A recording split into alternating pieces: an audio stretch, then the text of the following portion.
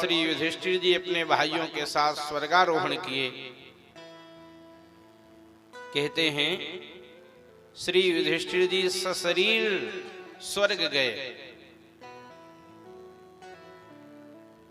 महाभारत में ऐसा प्रसंग है कि एक श्वान उनके पीछे पीछे चल रहा था।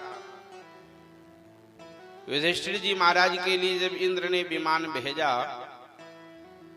तो श्री युधिष्ठिर जी ने कहा कि ये कुत्ता भी साथ में आया है, जो साथ चले वो साथी, इसलिए इस कुत्ते को भी विमान में बैठाइए।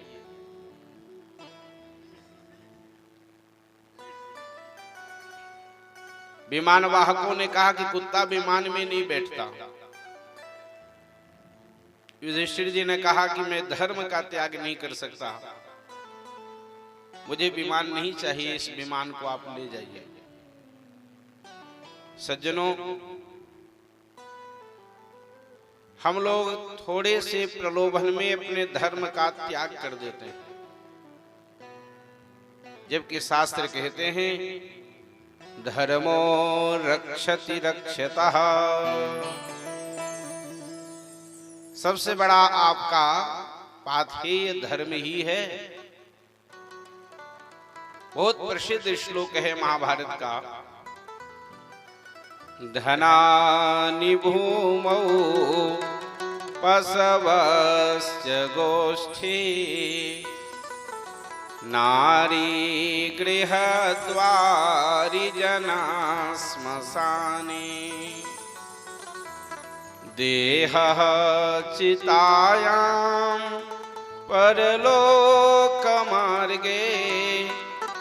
धर्मानुगो गच्छति जीव एकः। जो धन का आप संचय कर रहे हैं ये पृथ्वी में ही रह जाएगा। पुराने लोग पैसा रुपया गाड़ देते थे हाड़ा बटलोई में, कभी कभी खुदाई में कहीं किसी को मिल भी जाता होगा। अब गाड़ते नहीं, अब बैंक में रखते हैं। तो एक महात्मा हंस रहे थे, बोले इस श्लोक में परिवर्तन करिए, अब कहिए धनानि बैंके। जो धन है वो बैंक में ही रह जाएगा, मरते समय साथ जाएगा नहीं। धनानि भूमौ पशवस्य गोष्ठे। जो पशु पाल रखे हैं ये केवल गौशाला तक ही रहेंगे। नारी गृहद्वारि, केवल दरवाजे तक पत्नी साथ देगी। जना श्मशाने, जिनके लिए रात दिन एक किए हैं वो जन स्वजन श्मशान तक आपका साथ देंगे। और ये देहः चितायाम, केवल चिता तक साथ देगा ये शरीर भी। लेकिन जब यहां से यात्रा बढ़ेगी तो परलोक के मार्ग में धर्मानुगो गच्छति जीव एकः। जो धर्म का हम संचय करते हैं केवल यह धर्म ही साथ जाता है। और दूसरे पर दया करना यही सबसे बड़ा धर्म है, और दूसरे को सताना यही सबसे बड़ा अधर्म है। अरे परहित सरिस धर्म नहीं भाई।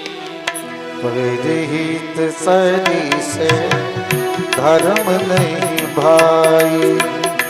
परहित सरिस धर्म नहीं भाई। परहित सरिस धर्म नहीं भाई। परहित सरिस धर्म नहीं भाई। पर पीड़ा सम नहीं अधमाई। पर पीड़ा नहीं अधमाई। पर पीड़ा सम नहीं अधमाई। श्री युधिष्ठिर जी महाराज ने कहा,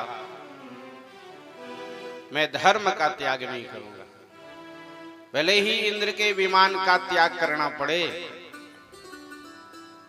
धर्म देवता प्रकट हो गए, उस श्वान के रूप में धर्म ही चल रहे थे परीक्षा के लिए।